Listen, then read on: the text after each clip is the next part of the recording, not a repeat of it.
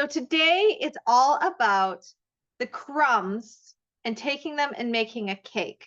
Now, I came to this idea earlier in class because Sasha was sharing, hi Sasha, love you if you're watching later, about borrowing esteem in our higher level virtual coach accelerator. It's awesome, by the way. If you have been in the virtual coach community and you haven't jumped into accelerator and you feel the time is right for you, highly, highly recommend it.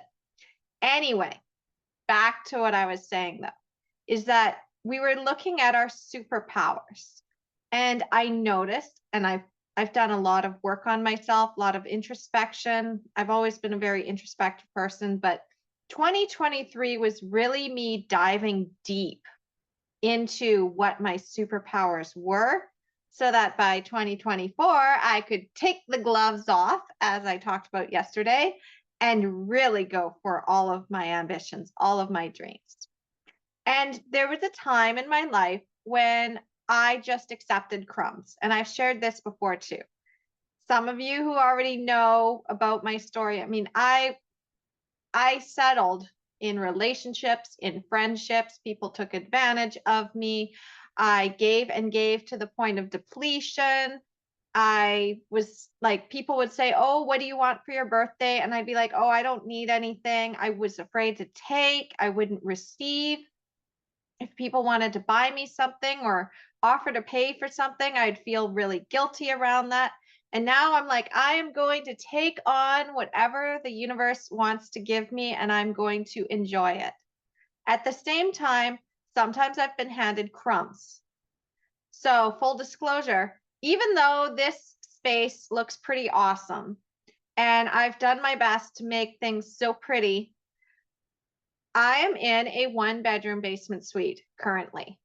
The reason for that is because I want to live below my means. And also, I'm not at the point yet where I would feel comfortable consistently being able to be like, okay, yeah, I'll drop like $2,000 or more on rent. No, I'm still staying in this space because even though I have more to work with each month, it's more like if I get extra, I'm not going to suddenly go, "Oh, cool, I have more money. I'm going to immediately go and change my entire lifestyle." Doesn't make sense to me. Never has, never will. I am constantly thinking, if I get more abundance in, how can I use that and also give it back out into the world? So sometimes I get more than I need. And I'm like, how can I redistribute that?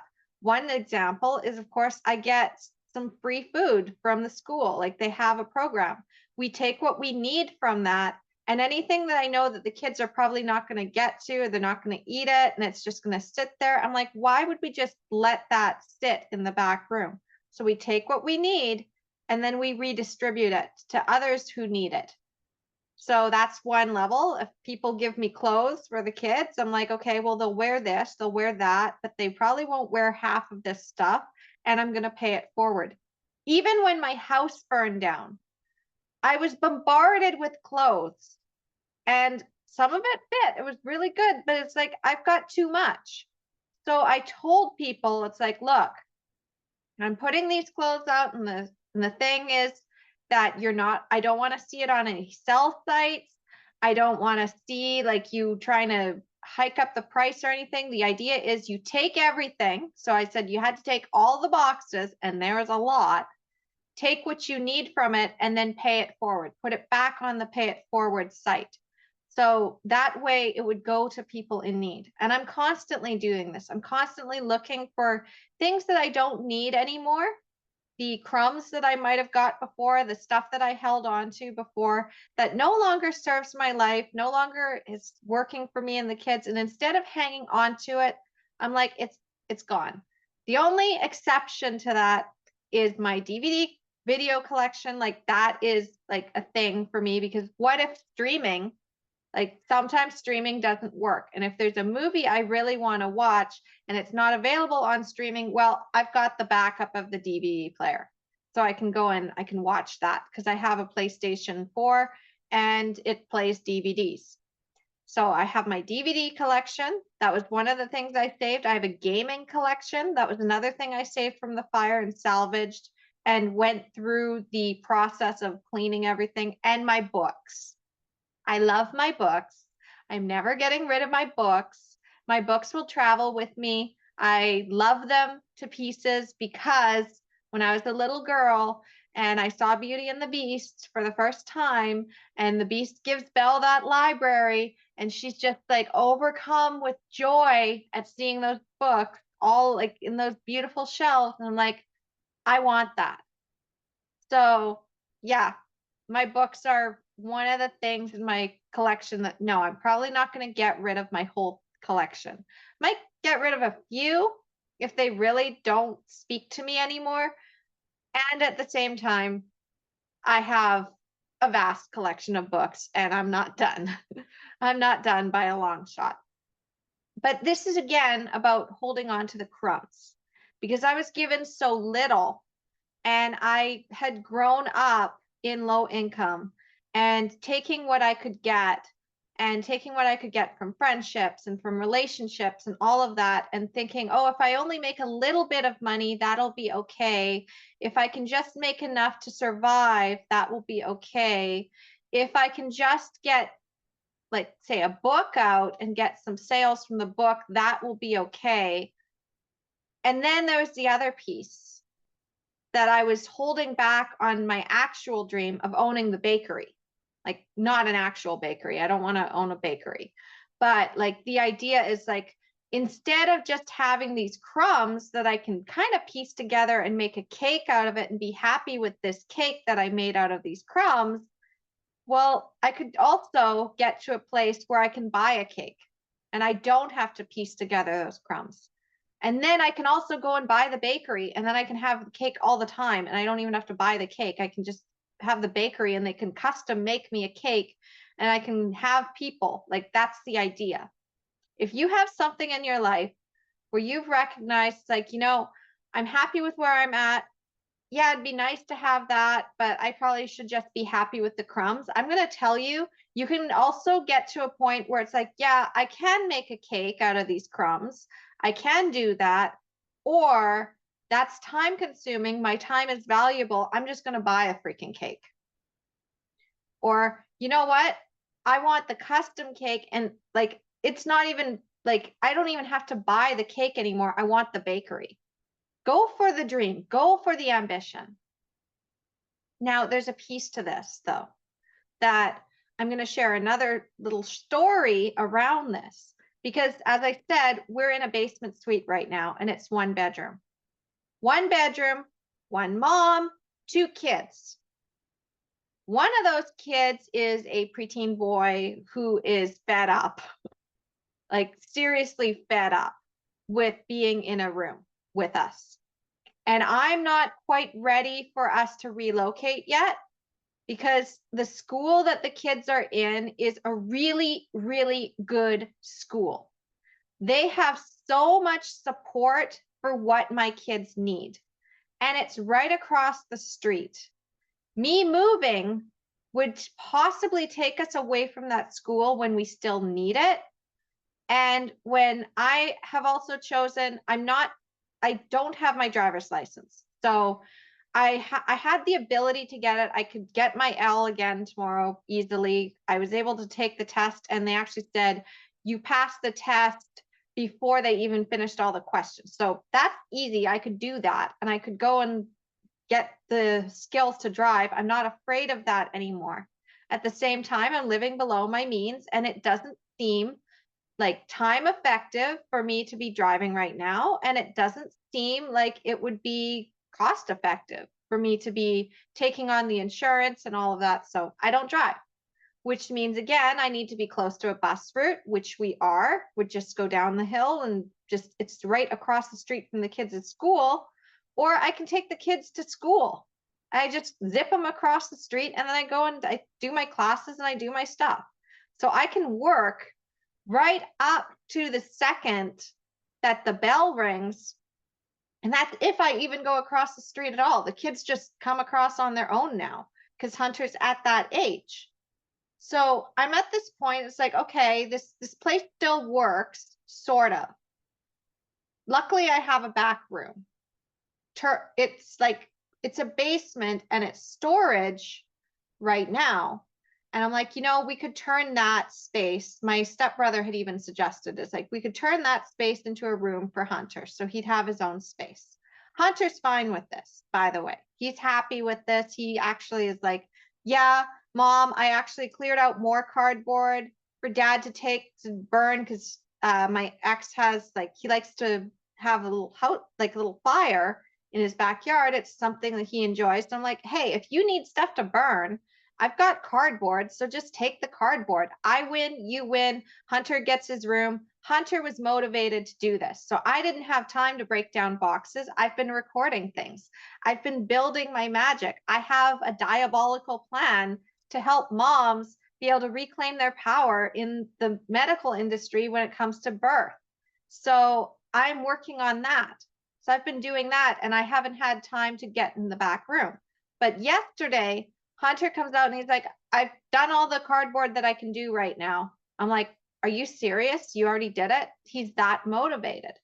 So he's looking at this crumb of a basement area and a back room as I finally get my own room. He's grateful for that. And other people have been like, you're going to put your kid in the basement. Why don't you just get a second, like go move, get a bigger house? Like, no, because the thing is, I don't need to do that yet. We can piece together that part. At the same time, my daughter was complaining and saying, but I want my own room. And it's like, sweetheart, this is where the bakery comes in. She's like, I want my own room. It's like, I know you do. I know you do. And it will happen because I have patience and I've been working diligently towards this, and it's going to happen. I don't know when, but we've got to have patience. And the best way is to recognize, hey, we've got a cake, and we don't actually have to piece the cake together with crumbs anymore. Sometimes we can buy the cake.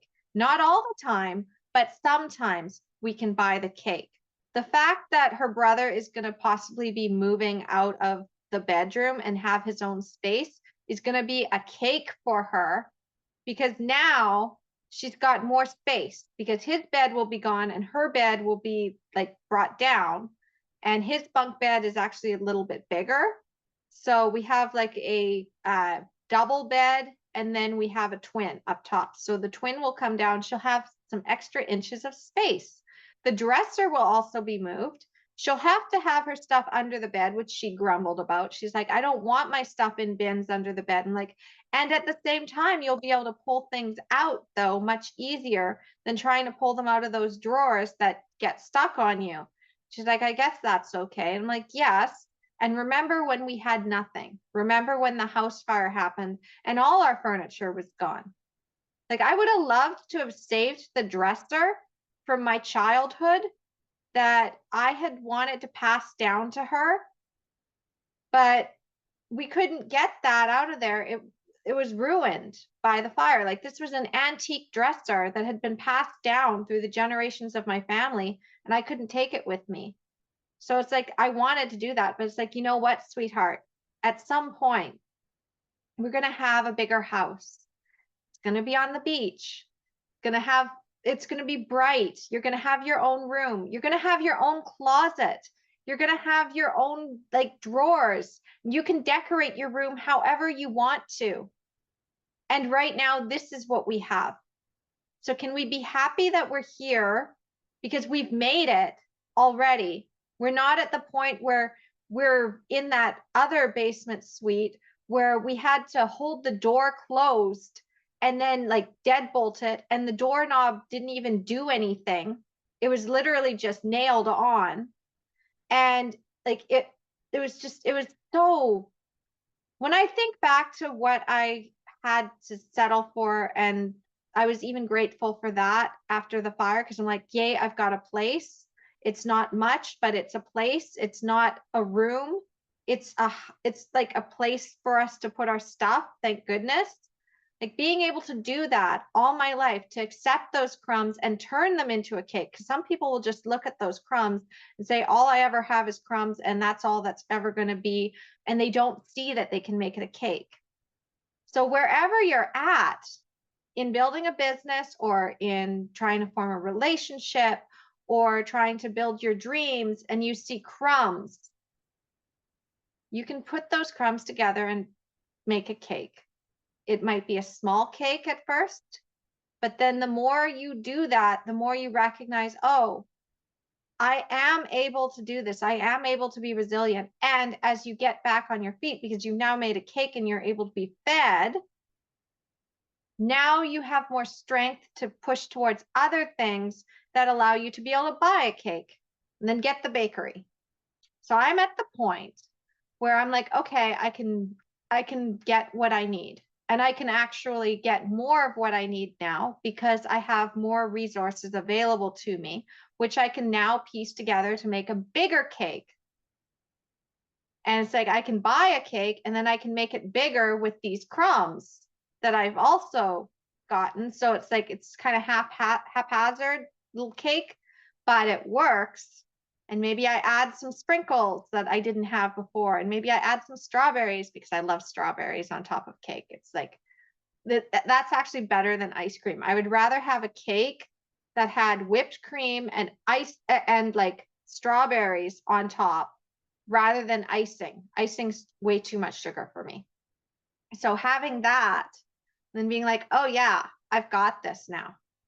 Or getting like plain ice cream and going like, can you tell I'm hungry and I kind of want to have some strawberries and something sweet? Totally. I'm owning that right now. But you get the idea. You find all of these little things that other people don't notice. And you piece together something amazing. And then you get to the point where you have this amazing thing that nobody else thought to create. And you put it out there and suddenly everybody wants it. And they're signing up. And now you have enough to get a bakery because they're like, oh my gosh, this thing that you have, this cake, can you make that for me? And then you're like, yeah, I probably could do that. Can you custom make it? Yeah. Okay. Well, now I need a bakery. And then you create your bakery from that. So again, I took a lot of the knowledge and little tiny pieces and things that people wouldn't think to put together. And I've created my book. I've created my program from that. I've created videos and I'm putting it out there. And I don't know when it's going to happen. However, I know that eventually someone's going to see it and they're going to be like, oh my gosh, now it's going to go viral. Because right now, I've got a few clients that have gone through. I have moms that I've helped who saw my cake and they tried it and they love it and they're raving about it. And they know I have a bakery, but it's just a tiny little hole in the wall bakery that nobody knows about really. There's only a few people who really understand like the bakery. It hasn't turned into a franchise yet. But my little bakery will turn into a franchise and it will be incredible. And everybody is going to love this cake who needs to have it. Like the ones that are meant to try this cake, they're going to be like, oh my gosh, like this is the most amazing thing ever. And you have something like that too. But at the same time, you might not see it yet, or you might be at the point where it's just a little thing, or it might be the point where it's just crumbs. And I'm going to remind you that even those crumbs are precious. So don't settle for the crumbs. The crumbs are not all it is. Find your crumbs, put it together and make a cake out of it. See what you can actually create. I mean, as I said, I've risen up from the ashes, literally risen up from the ashes on my birthday, November 17th, 2019 birthday. I was going into my burned house. We walked in and I saw the destruction of it. And most people probably would have burst into tears and cried and said, there's nothing left. I kept going. I sifted through all of the stuff in the, like, first I'm like, okay, what in the back is okay? Because the back room wasn't touched as badly.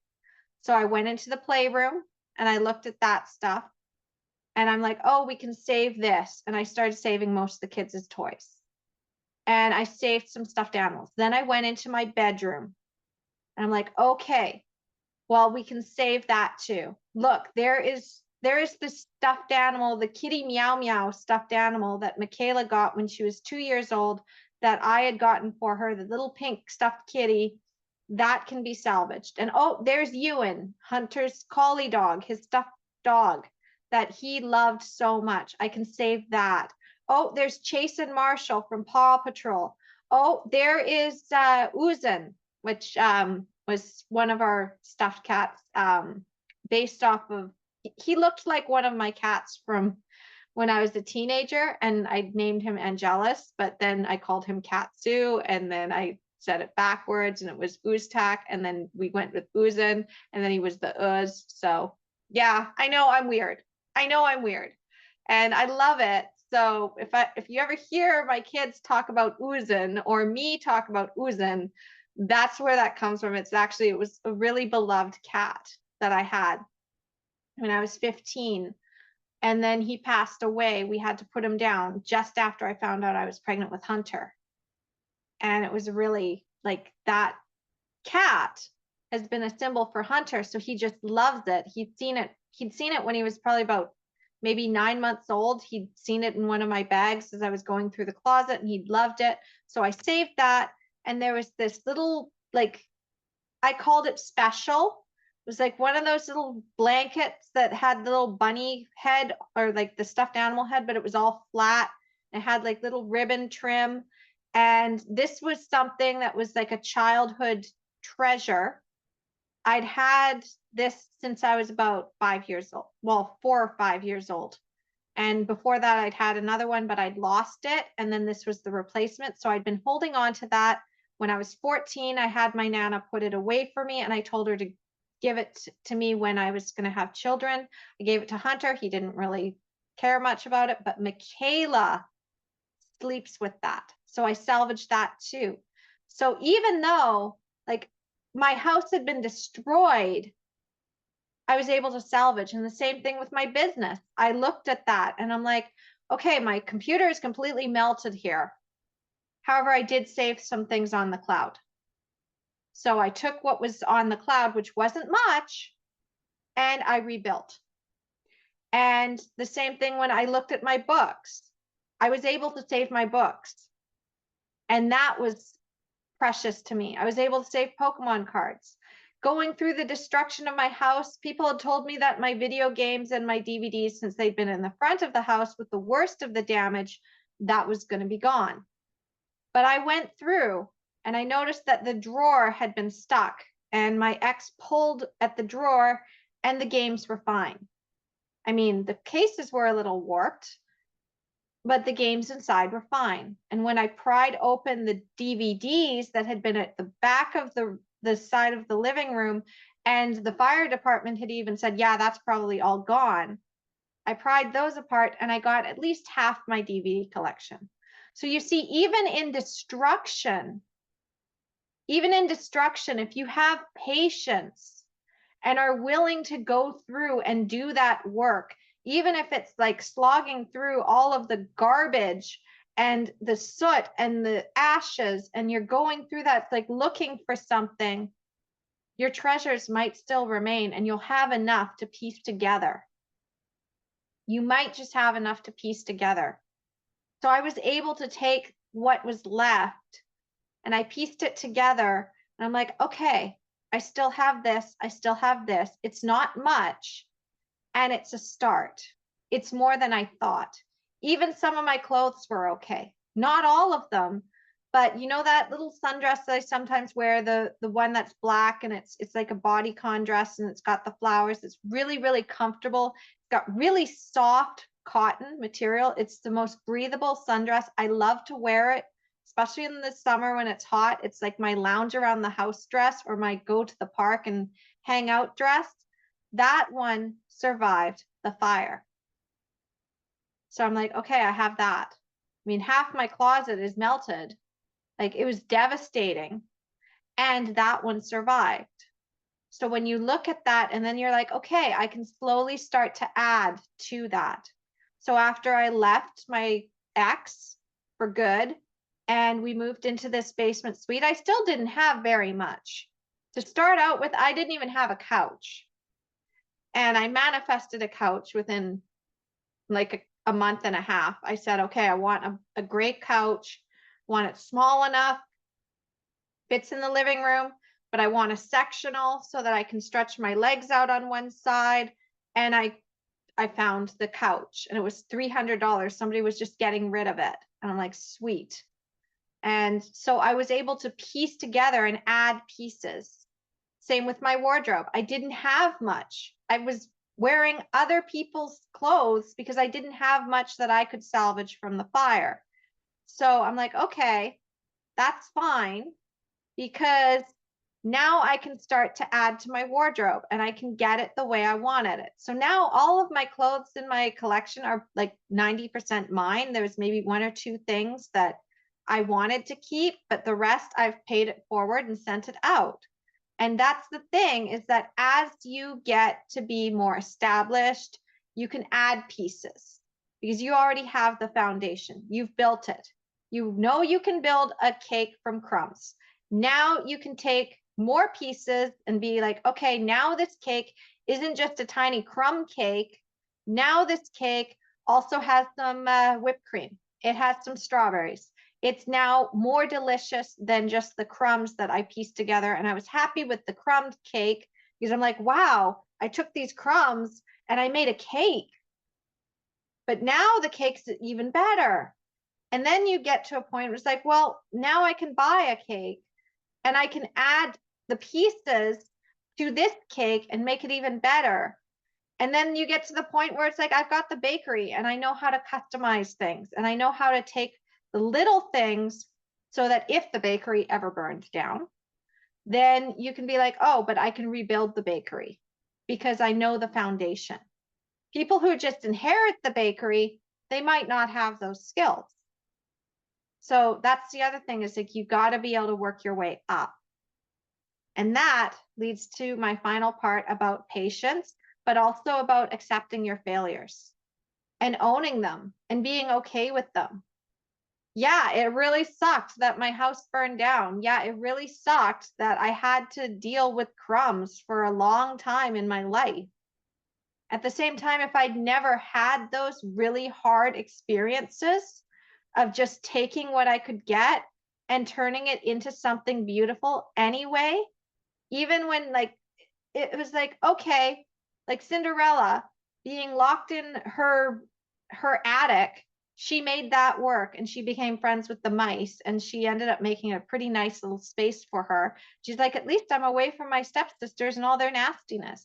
So you can make do with anything while still believing that one day you're going to be living in the palace. And if you continue to believe, it will come true. So I'm okay. I'm really okay.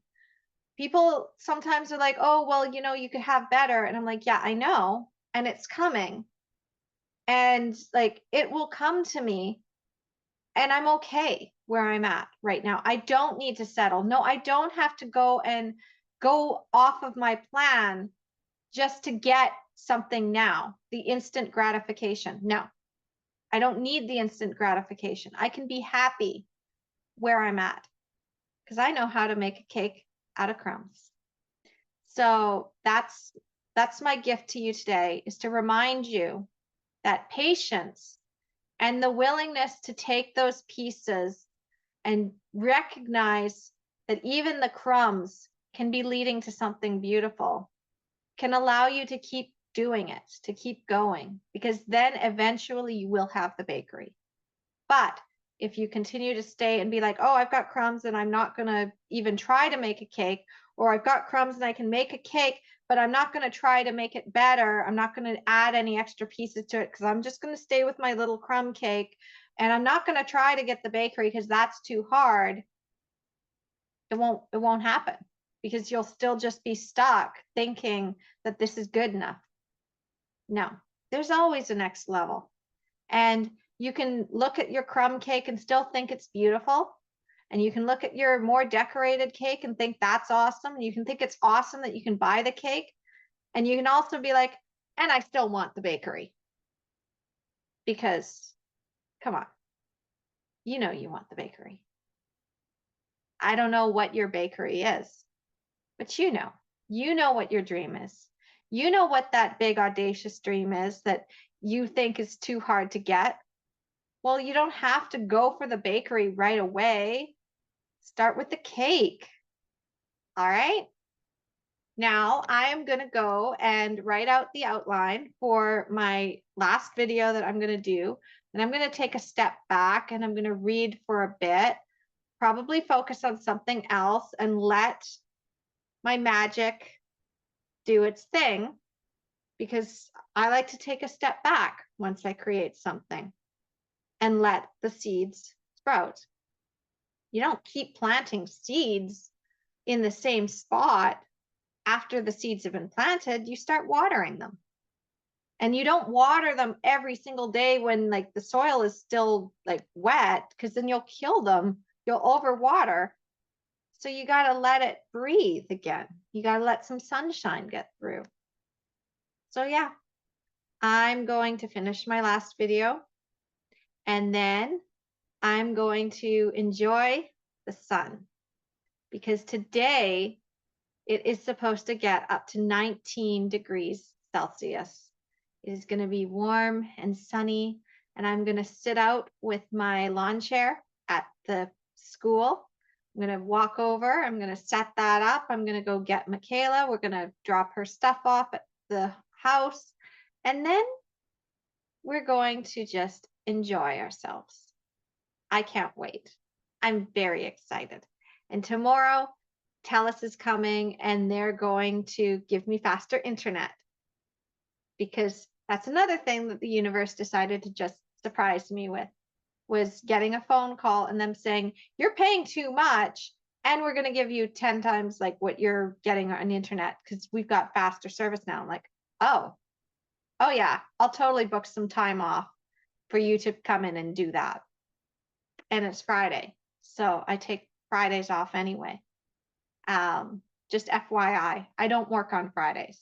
Fridays, especially in the summer, are my day to rest and enjoy. And then I take the weekend, and depending on what my mood is, I do things. I mean, if an opportunity presented itself and it was a really good opportunity, I would be persuaded to possibly seize that on a weekend that I don't have the kids, like this one. But, you know, I'm good with whatever. I can make cake out of crumbs. All right. So I will talk to you later. I love you. And if you do have the sun, go enjoy it. Bye now.